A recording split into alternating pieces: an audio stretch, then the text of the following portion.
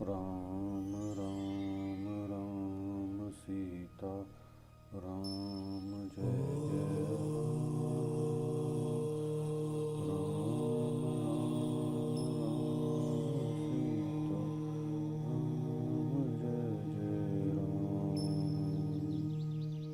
जय श्री राम।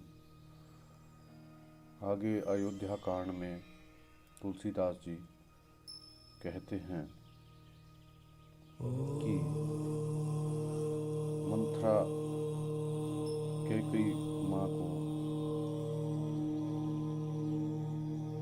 उल्टा सुल्टा समझा रही हैं, जो कि निम्न प्रकार से है। रेख खंचाई कहूँ बलुभाषी, भामिनी बहू दूध कही माखी। जो सुत सहित करहूँ शिवकाई, तो घर रहूँ न आन पाई। मैं यह बात लकीर खींचकर बलपूर्वक कहती हूँ, हे भामिनी, तुम तो अब दूध की मक्खी हो गई। जो पुत्र सहित चाकरी बजाओगी तो घर में रह सकोगी। जैसे दूध में पड़ी हुई मक्खी को लोग निकाल कर फेंक देते हैं, वैसे तुम्हें भी लोग घर से निकाल के फेंकेंगे। कतरु बिन तही दीन दुख, तुम ही कौशल्या देव। भरतु बंदी गृह, सेई हई लखनऊ राम के नेव। कद्रु ने विनता को दुख दिया था, तुम्हें कौशल्या देगी। भरत कारागार का सेवन करेंगे और लक्ष्मण राम के नायब सहकारी होंगे। कैकेयी मंथरा की कड़वी वाणी सुनते ही डर कर सूख गई, कुछ बोल न सकी। शरीर में पसीना हो आया, वह केले की तरह कांपने लगी। तब कुबरी मंथरा ने अपनी जीभ दांतों तले दबाई। उसे भय हुआ कि कहीं भविष्य का अत्यंत डरावना चित्र सुनकर कैकेयी की हृदय की गति न रुक जाए, जिससे उल्टा सारा काम ही बिगड़ जाए। फिर कपट के करोड़ों कहानियां कह कर उसने रानी को खूब समझाया कि धीरज रखो। कैकेयी का भाग्य पलट गया, उसे कुचाल प्यारी लगी। वह बगली को हंसनी मानकर उसकी सराहना करने लगी। कैकेयी ने कहा, मंथरा सुन, तेरी बात सत्य है। मेरी दाहिनी आंख नित्य फड़का करती है। मैं प्रतिदिन रात को बुरे सपन देखती हूँ, किंतु अपने अज्ञानवश तुझको नहीं कहती। सखी, क्या करूँ, मेरा तो सीधा स्वभाव है। मैं दायां बायां कुछ नहीं जानती। अपनी चले मैंने आज तक कभी किसी को बुरा नहीं कहा, फिर भी ना जाने किस बात से देव ने मुझे एक साथ ही यह दुसह दुख दिया। मैं भले ही नहर जाकर वहाँ जीवन बिता दूंगी, पर जीते जी सौत की चाकरी नहीं करूंगी। देव जिसको शत्रु के वश में रखकर जिलाता है, उसके लिए तो जीने की अपेक्षा मरना ही अच्छा है। रानी ने बहुत प्रकार के दीन वचन कहे। उन्हें सुनकर कुबरी ने क्रिया चित्र फैलाया। तुम मन में गलानी मानकर ऐसा क्यों कर रही हो? तुम्हारा सुख सुहाग दिन दिन दुगना होगा। जिसने तुम्हारी बुराई चाही, वो परिणाम में यह फल पाएगी। हे स्वामिनी, मैंने जब से यह कुमत सुना है, तब से मुझे तो ना दिन में भूख लगती है, ना रात में नींद आती है। मैंने ज्योतिषियों से पूछा तो उन्होंने रेखा खींच कर कहा कि भरत राजा होंगे। यह सत्य बात है। हे भामिनी, तुम करो तो उपाय मैं बताऊं। राजा तुम्हारे सेवा के वश में ही हैं। आगे तुलसीदास जी कहते हैं, कैकेयी ने कहा, मैं तेरे कहने से कुएं में गिर सकती हूँ, पुत्र और पति को भी छोड़ सकती हूँ। जब तू मेरा बड़ा भारी दुख देखकर कुछ कहती है, तो भला मैं अपने हित के लिए उसे क्यों ना करूँगी। कुबरी ने कैकेयी को कबूल करवाकर कपट रूप छुरी से अपने हृदय रूपी पत्थर पर टेका। रानी कैकेयी अपने निकट के दुख को कैसे नहीं देखती, जैसे बलि का पशु हरी हरी घास चरता है। मंथरा की बातें सुनने में तो कोमल है, पर परिणाम कठोर और भयानक है, मानो वह शहद में घोलकर जहर पिला रही हो। दासी कहती है, हे स्वामिनी, तुमने मुझे एक कथा कही थी, उसकी याद है कि नहीं? तुम्हारे 2 वरदान राजा के पास धरोहर है, आज उन्हें राजा से मांग कर अपनी छाती ठंडी करो। पुत्र को राज्य और राम को वनवास दो और सौत का सारा आनंद तुम ले लो। जब राजा राम की सौगंध खा लेंगे तब वर मांगना, उससे वचन ना टलने पाए। आज रात बीत गई तो काम बिगड़ जाएगा, मेरी बात हृदय से समझना। पापनी मंथरा ने बड़ी बुरी घात लगाकर कहा, कोप भवन में जाओ, सब काम बड़ी सावधानी से बनाना, राजा पर सहसा विश्वास न कर लेना। कुबरी को रानी ने प्राणों के समान प्रिय समझकर बारी बारी उसकी बड़ी बुद्धि का बखान किया और बोली, संसार में मेरा तेरे समान हितकारी और कोई नहीं, तू मुझे बही जाती हुई के लिए सहारा हुई। यही विधाता कल मेरा मनोरथ पूरा कर दे, तो हे सखी मैं तुझे आंख की पुतली बना लूं। इस प्रकार की दासी को बहुत तरह से आदत देकर काकी कई कोप भवन में चली गई। कलहा बीज है, दासी वर्षा ऋतु है, कई की बुद्धि जमीन हो गई। उसमें कपट रूपी जल पाकर अंकुर फूट निकला। दोनों वरदान उस अंकुर के दो पत्ते हैं जो अंत में दुख रूपी फल होगा। केकई कोप का सब साज सजाकर कोप भवन में जा सोई। राज्य करती हुई वह अपनी दुष्ट बुद्धि से नष्ट हो गई। राजमहल और नगर में धूमधाम मच रही है। इस कुचाल को कोई कुछ नहीं जानता। बड़े आनंद होकर नगर के सब स्त्री पुरुष शुभ मंगलाचार के साज सज रहे हैं। कोई भीतर जाता है, कोई बाहर आता है। राजद्वार में बड़ी भीड़ हो रही है। श्री रामचंद्र जी के बाल सखा राज तिलक का समाचार सुनकर हृदय में हर्षित हो रहे हैं। वे 10-5 मिलकर श्री रामचंद्र जी के पास जाते हैं। प्रेम पहचान कर प्रभु श्री राम जी उनका आदर करते हैं। कोमल वाणी से कुशल क्षेम पूछते हैं। अपने प्रिय सखा श्री रामचंद्र जी की आज्ञा पाकर वे आपस में एक दूसरे से श्री रामचंद्र जी की बड़ाई करते हुए घर लौटते हैं और कहते हैं, संसार में श्री रघुनाथ जी के समान शील और स्नेह को निभा करने वाला कौन है। भगवान हमें यही दे कि हम अपने कर्मवश भ्रमते हुए जिस जिस योनि में जन्मे वहाँ हम तो सेवक हों और सीतापति श्री रामचंद्र जी हमारे स्वामी हों और यह नाता अनंत तक निभ जाए। अस अभिलाषु नगर सबका हो, के कई सुता हृदय अति दाहु। ना कोई ना कुसंगति पाई नसाई, रही न नीच मति चतुराई। नगर में सबकी ऐसी अभिलाषा है, परंतु केकई के हृदय में बड़ी जलन हो रही है। कुसंगति पाकर कौन नष्ट नहीं होता। नीच के मत के अनुसार चलने से चतुराई नहीं रह जाती। संध्या के समय राजा दशरथ आनंद के साथ केकई के महल में गए, मानो साक्षात स्नेह की शरीर धारण कर निष्ठुरता के पास चला गया हो। कोप भवन का नाम सुनकर राजा सहम गए। डर के मारे उनका पांव आगे को नहीं पड़ता था। स्वयं देवराज इंद्र जिनकी भुजाओं के बल पर बसता और संपूर्ण राजा लोग जिनका रुख देखते रहते हैं, वही राजा दशरथ क्षत्रिय का क्रोध सुनकर सूख गए।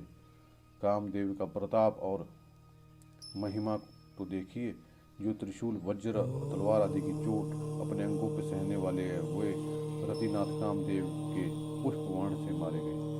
राजा डरते डरते अपनी प्यारी केकई के पास गए। उनकी दशा देखकर उन्हें बड़ा ही दुख हुआ। केकई जमीन पर पड़ी है, पुराना मोटा कपड़ा पहने हुए हैं, शरीर के नाना आभूषणों को उतार कर फेंक दिया है। उस दुर्बुद्धि कैकई को यह कुवेशता कैसी फब रही है, मानो भावी विधवापन की सूचना दे रही हो। राजा उसके पास जाकर कोमल वाणी से बोले, हे प्राण प्रिय, किस लिए रिसाई हो। रिसाई मतलब रूठी हुई हो। हे रानी, किस लिए रूठी हुई हो। यह कहकर राजा उसे हाथ से स्पर्श करते हैं तो वह उनका हाथ झटक कर हटा देती है और ऐसे देखती है मानो क्रोध से भरी हुई नागिन क्रूर दृष्टि से देख रही हो। दोनों वरदानों की वासनाएं उस नागिन की 2 जीभें और दोनों वरदान दांत हैं। वह काटने के लिए मर्म स्थान देख रही है। तुलसीदास जी कहते हैं कि राजा दशरथ होनहार के वश में होकर इसे कामदेव की क्रीड़ा ही समझ रहे हैं। बार बार कह राउ सम्मुखी सुलोचनी पिक वचनी, कारण मोहि सुनाऊ गजगामिनी, निज कोप कर राजा बार बार कह रहे हैं, हे सुमुखी, हे सुलोचनी, हे कोयल नयनी, हे गजगामिनी, मुझे अपने क्रोध का कारण तो सुनाओ। हे प्रिय, किसने तेरा अनिष्ट किया है? किसके दो सिर हैं? यमराज किसको लेना चाहते हैं? कह, यह कंगाल को राजा कर दूं या किस राजा को देश से निकाल दूं? तेरा शत्रु देवता भी हो तो उसे भी मार सकता हूँ। बेचारे कीड़े मकोड़े, सरीखे नर नारी तो चीज ही क्या है। हे सुंदरी, तू मेरा स्वभाव जानती है कि मेरा मन सदा तेरे मुख रूप चंद्रमा का चौकोर है। हे प्रिय, मेरी प्रजा कुटुंबी सर्वत्र पुत्र, यहाँ तक कि मेरे प्राण भी ये तेरे वश में है। यदि मैं तुझसे कपट करके कहता हूँ तो हे भामिनी, मुझे 100 बार राम की सौगंध है। तू हंसकर अपनी मनचाही बात मांग ले और अपने मनोहर अंगों को आभूषणों से सजा। मौका बेमौका तो मन में विचार कर देख। हे प्रिय, जल्दी इसे बुरे वेश को त्याग दे। यह सुनकर और मन में राम जी की बड़ी सौगंध को विचार कर मंद बुद्धि के कई हंसती हुई उठी और गहने पहनने लगी, मान लो भीलनी मृग को देखकर फंदा तैयार कर रही हो। अपने जीव में कैकई को सुहृदय जानकर राजा दशरथ ने प्रेम में प्रफुल्लित होकर कोमल और सुंदर वाणी से फिर बोले, हे भामिनी, मेरा मन चीता हो गया। नगर में घर घर आनंद के बधावे बज रहे हैं। मैं कल ही राम को युवराज पद दे रहा हूँ, इसलिए सुनैनी तू मंगल साज सज। यह सुनते ही उसका कठोर हृदय दहल उठा, मानो पका हुआ बाल तोड़ छू गया हो। ऐसी भारी पीड़ा को भी उसने हंसकर छिपा लिया, जैसे चोर की स्त्री प्रकट होकर नहीं रोती। राजा उसकी चतुर को नहीं लख रहे हैं, क्योंकि वह करोड़ों कुटिलों की शिरोमणि गुरु मंथरा की पढ़ाई हुई है। यद्यपि राजा नीति में निपुण है, परंतु क्रिया चरित्र अथाह समुद्र है। फिर भी कपट युक्त प्रेम बढ़ाकर नेत्र और मुंह मोड़कर हंसती हुई बोली, हे प्रीतम, अपनी मांग मांग तो कहा करते हैं, पर देते लेते कुछ भी नहीं है। आपने 2 वरदान देने के लिए कहा था, उनके भी मिलने में संदेह है। राजा ने हंसकर कहा, अब तो मैं तुम्हारा मर्म समझ गया। मान करना तुम्हें परम प्रिय है। तुमने उन वरों को छाती में रखकर कभी मांगा ही नहीं, और मेरा भूलने का स्वभाव होने से मुझे अब प्रसंग याद नहीं रहा। मुझे झूठ मूठ दोष मत दो, चाहे 2 के बदले 4 मांग लो। रघुकुल में सदा से यह रीति चली आई, प्राण भले ही चले जाएं पर वचन नहीं जाता। असत्य को समान पापों का समूह भी नहीं है। क्या करोड़ों घुंघचियाँ मिलकर भी कहीं पहाड़ के समान हो सकती है? सत्य के समस्त उत्तम सुकृतों की जड़ है। यह बात वेद पुराणों में प्रसिद्ध है और मनु ने भी यही कहा है। उस पर मेरे द्वारा श्री राम जी की शपथ करने में आई। श्री रघुनाथ जी मेरे सुकृत और स्नेह की सीमा है। इस प्रकार बात पक्की करके दुर्बुद्धि के कई हंसकर बोली, मानो से कुमत रूपी दुष्ट पक्षी कुल्ही छोड़ खोल दी। राजा का मनोरथ सुंदर वन है, सुख सुंदर पक्षियों का समूह है। उस पर भीलनी की तरह केकई अपना वचन रूपी भयंकर बाज छोड़ना चाहती है। सुनो प्राण प्रिय भावत जी का, देहु एक बात भरत ही टीका। मांगो दूसर वर्ग कर जोरी, पुरबहु नाथ मनोरथ मोरी। हे प्राण प्रिय, सुनिए, मेरे मन को बहाने वाला एक वर तो दीजिए। भरत को राज तिलक, और हे नाथ, दूसरा वर भी मैं हाथ जोड़कर मांगती हूँ, मेरा मनोरथ पूरा कीजिए। तपस्वियों के वेश में विशेष उदासीन भाव से राम 14 वर्ष तक वन में निवास करे। कैकेयी के कोमल विनय युक्त वचन सुनकर राज के हृदय में ऐसा शोक हुआ जैसे चंद्रमा की किरणों के स्पर्श से चकवा विकल हो जाता है। राजा सहम गए, उनसे कुछ कहते न बना, मानो बाज वन में बटेर पर झपट गया हो। राजा का रंग बिल्कुल उड़ गया, मानो ताड़ के पेड़ को बिजली ने मारा हो। माथे पर हाथ रखकर दोनों हाथ बंद करके राजा को ऐसा सोचने लगे मानो साक्षात सोच ही शरीर धारण कर सोच रहा हो। मेरा मनोरथ रूपी कल्प वृक्ष फूल चुका था, परंतु फलते समय केकई ने हाथिन की तरह उसे जड़ समेत उखाड़ कर नष्ट कर डाला। केकई ने अयोध्या को उजाड़ कर दिया और विपत्ति की अचल नींव डाल दी।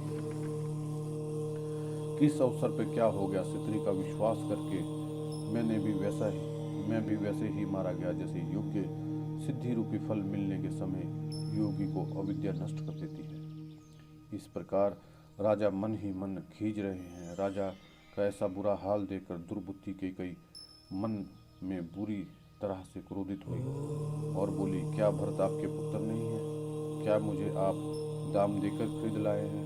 मैं आपकी विवाहित पत्नी नहीं हूँ जो मेरा वचन सुनते ही आपको बाण सा लगा तो आप सोच समझ कर बात क्यों नहीं करते? उत्तर दीजिए, हाँ कीजिए, नहीं तो ना कर दीजिए। आप रघुवंश में सत्य प्रतिज्ञा वाले प्रसिद्ध हैं। आपने ही वर देने को कहा था, अब भले ही ना दीजिए। सत्य को छोड़ दीजिए, जगत में अपयश लीजिए।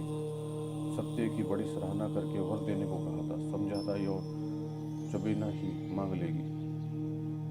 राजा शिबी, दधीची और बलि ने जो कुछ कहा, शरीर और धन त्याग कर भी उन्होंने अपने वचन की प्रतिज्ञा को निभाया। केकई बहुत ही कड़वे वचन कह रही थी, मानो जले पे नमक छिड़क रही हो। धर्म की धुरी को धारण करने वाले राजा दशरथ ने धीरज धरकर नेत्र खोले और सिर ढूंढकर लंबी सांस लेकर इस प्रकार कहा कि इसने मुझे बड़े कुठौर मारा, ऐसी कठिन परिस्थिति उत्पन्न कर दी जिससे बच निकलना कठिन हो गया। प्रचंड क्रोध से जलती हुई केकई सामने इस प्रकार दिखलाई पड़ी मानो क्रोध रूपी तलवार नंगी मयान से बाहर खड़ी हो गई। कुबुद्धि उस तलवार की मूढ़ और निष्ठुरता धार है और वो कुबरी मंथरा रूपी सान पर धरकर तेज हुई है। राजा ने देखा कि यह बड़ी ही भयानक और कठोर है। क्या सत्य ही यह मेरा जीवन लेगी? राजा अपनी छाती कड़ी करके बहुत ही नम्रता के साथ उसे प्रिय लगने वाले वाणी बोले, हे प्रिय, हे भीरू, विश्वास और प्रेम को नष्ट करके ऐसी बुरी तरह के वचन कैसे कह रही हो? मेरे तो भरत और रामचंद्र दो आंखें अर्थात एक से ही हैं। मैं शंकर जी को साक्षी देकर सत्य कहता हूँ, मैं अवश्य सवेरे ही दूध भेजूंगा, दोनों भाई सुनते ही आ जाएंगे। अच्छा दिन शुद्धवा कर सब तैयारियां करके डंका बजाकर मैं भरत को राज्य दे दूंगा। राम को राज्य का लोभ नहीं है, पर भरत पर उनका बड़ा प्रेम है। मैं ही अपने मन में बड़े छोटे का विचार करके राजनीति का पालन कर रहा हूँ। बड़े को राजनीति अर्थात बड़े भाई को राज तिलक देने जा रहा हूँ। राम सपत सत कहूँ सुभाऊ, राम मातु कहूँ कहे न काहू। मैं सबु कीन्ही तो हूँ बिनु पूछूं, ते ही ते परे मनोरथ छूछे। राम की 100 बार सौगंध खाकर मैं स्वभाव से कहता हूँ कि राम की माता कौशल्या ने इस विषय में मुझसे कुछ नहीं कहा। अवश्य ही मैंने तुमसे बिना पूछे यह सब किया, इससे मेरा मनोरथ खाली हो गया। अब क्रोध छोड़ दे और मंगल साज सज। कुछ दिनों बाद भरत युवराज हो जाएंगे। एक ही बात का मुझे दुख लगा कि तूने दूसरा वरदान बड़ी अड़चन का मांगा। उसकी आंच से मेरा हृदय जल रहा है। यह दिल लगी क्रोध में और सचमुच ही वास्तव में सच्चा है। क्रोध को त्याग कर राम का अपराध तो बता। सब कोई तो कहते हैं कि राम बड़े ही साधु हैं। तू स्वयं भी राम की सराहना करती है, उन पे स्नेह करती है। अब यह सुनकर मुझे संदेह हो गया कि तुम्हारी प्रशंसा और स्नेह कहीं झूठे तो नहीं थे। जिसका स्वभाव शत्रु को भी अनुकूल है, वह माता के प्रतिकूल आचरण क्यों करेगा?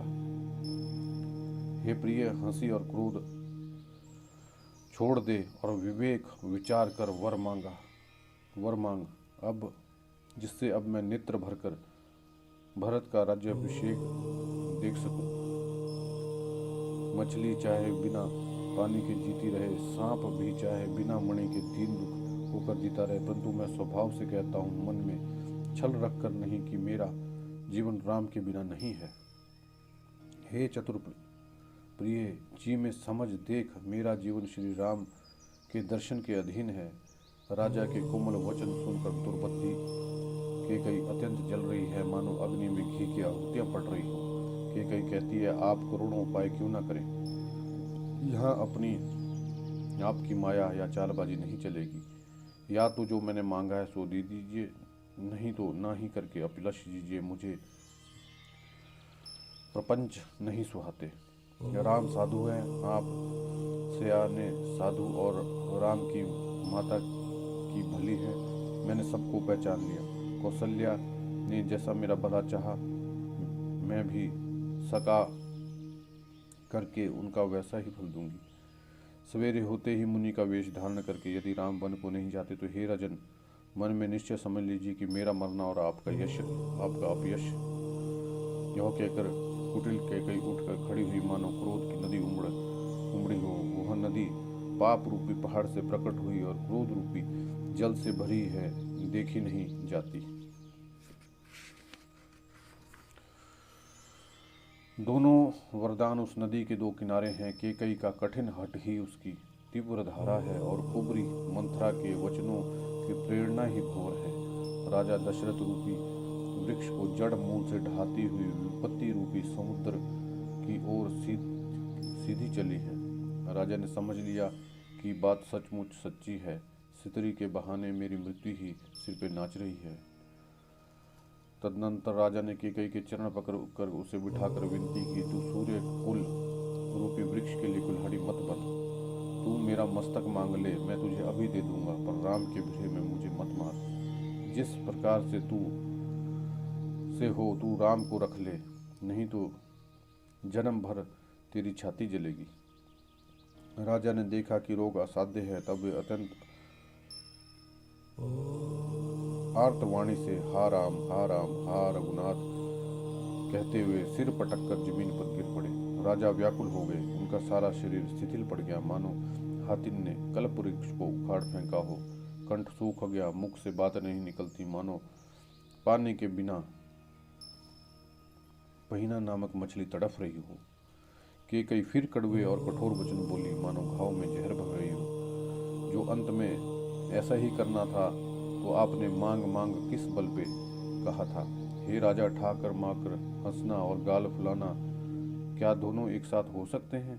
दानी भी कहना और कंजूसी भी करना क्या रजपूती में क्षेम कुशल भी रह सकती है?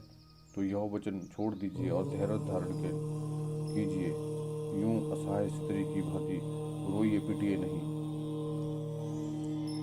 सत्यव्रती के लिए शरीर, स्त्री, पुत्र, धन, घर, पृथ्वी सब तिनके के बराबर हो कहे गए हैं। कैकेयी के मर्म भेद वचन सुनकर राजा ने कहा कि तू चाहे कहे, तेरा कुछ दोष नहीं है, मेरा काल तुझे मानो पिशाच होकर लग गया है, वही तुझसे यह कहलवा रहा है। भरत तो भूल कर भी राजपद नहीं चाहते, होनहारवश तेरी जीभ में कुमति आ बसी है। यह सब मेरे पापों का परिणाम है, जिससे कुसमय में विधाता विपरीत हो गया। तेरी उजड़ी हुई यह सुंदर अयोध्या फिर भली भांति बसेगी, समस्त गुणों के धाम श्री राम की प्रभुता भी होगी, सब भाई उसकी सेवा करेंगे, तीनों लोकों में श्री राम जी की बड़ाई ही होगी। तोर कलंकु मोर पछिताऊ, मुँह हूँ ना मिट ही ना जाय ही काऊ।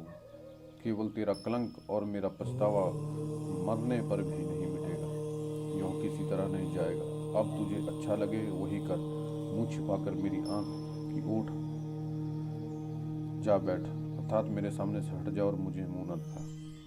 मैं हाथ जोड़कर कहता हूँ कि जब तक मैं जीता हूँ तब तक फिर ना कुछ कहूँगा, अर्थात मुझसे ना बोलना। अरे अभागिनी, फिर तू अंत में पछताएगी, जो तू नहारू के लिए गाय को मार रही है। राजा करोड़ों प्रकार से समझाकर और कहकर कि तू क्यों सर्वनाश कर रही है, पृथ्वी पे गिर पड़े। और कपट करने में चतुर कैकई कुछ बोलती नहीं, मानो मौन होकर मसान जगा रही हो। राजा राम राम रट रहे हैं और ऐसे व्याकुल हैं जैसे कोई पक्षी पंख के बिना बेहाल हो। वे अपने हृदय में मानते हैं कि सवेरा ना हो और कोई जाकर रामचंद्र जी से यह बात न कहे। हे रघुकुल के गुरु सूर्य भगवान, आप अपना उदय ना करें। अयोध्या देखकर आपके हृदय में बड़ी पीड़ा होगी। राजा की प्रीति और कैकई की निष्ठुरता दोनों को ब्रह्मा ने सीमा तक रच कर बनाया है, अर्थात राजा प्रेम की सीमा और कैकई निष्ठुरता की। विलाप करते करते ही राजा को सवेरा हो गया। राजद्वार पर वीणा बांसुरी शंख की ध्वनि होने लगी। भाट लोग वृदावली पढ़ रहे हैं, गवैये गुणों का गान कर रहे हैं। सुनने पर राजा को वे बाण जैसे लगे। राजा को ये सब मंगल साज कैसे नहीं सुहारे, जैसे पति के साथ सती होने वाली स्त्री को आभूषण। श्री रामचंद्र जी के दर्शन की लालसा और उत्साह के कारण उस रात्रि में किसी को भी नींद नहीं आई। राजद्वार पे मंत्रियों और सेवकों की भीड़ लगी है। वे सूर्य को उदय हुआ देखकर कहते हैं कि ऐसा कौन सा विशेष कारण है कि अवधपति दशरथ जी अभी तक नहीं जागे। राजा नित्य ही रात के पहले पहर जाग जाया करते हैं, किंतु आज हमें बड़ा आश्चर्य है। हे सुमंत्र, जाओ, जाकर राजा को जगाओ, उनकी आज्ञा पाकर हम सब काम करेंगे। तब सुमंत्र रावले राजमहल पे गए, पर महल को भयानक देखकर वे जाते हुए डर रहे हैं, मानो दौड़कर काट खाएगा। उसकी ओर देखा भी नहीं जाता, मानो विपत्ति और विषाद ने वहां डेरा डाल रखा हो। पूछने पर कोई जवाब नहीं देता। वे उस महल में गए जहाँ राजा और कैकई थे। जय जीव कहकर सिर नवाकर बैठे और राजा की दशा देखकर वे सूख ही गए। राजा सोच से व्याकुल हैं, चेहरे का रंग उड़ गया है, जमीन पर ऐसे पड़े हैं मान लो कमल जड़ से उखाड़ कर मुरझाया पड़ा हो। मंत्री मारे डर के कुछ पूछ नहीं सकते। तब अशुभ से भरी हुई शुभ से विहीन कैकई बोली, राजा को राज भर नींद नहीं आ रही है, इस कारण जगदीश्वर ही जाने। इन्होंने राम राम रट कर सवेरा कर दिया, परंतु इसका भेद राजा कुछ भी नहीं बतलाते। तुम जल्दी राम को बुलाओ, तब आकर समाचार पूछना। राजा का रुख जानकर सुमंत्र जी चले और समझ गए कि रानी ने कोई कुचाल चली है। सुमंत्र जी सोच से व्याकुल हैं, रास्ते पे पैर नहीं पड़ता। राम जी को बुलाकर राजा से क्या कहेंगे, किस तरह हृदय में धीरज धरकर वे द्वार पे गए। सब लोगों उनको मन माने उदास देखकर पूछने लगे। सब लोगों का समाधान करके सुमंत्र वहां पे गए जहाँ रघुकुल के तिलक श्री रामचंद्र जी थे। श्री रामचंद्र जी ने सुमंत्र को आते देखा और पिता के सम्मान समझकर उनका आदर किया।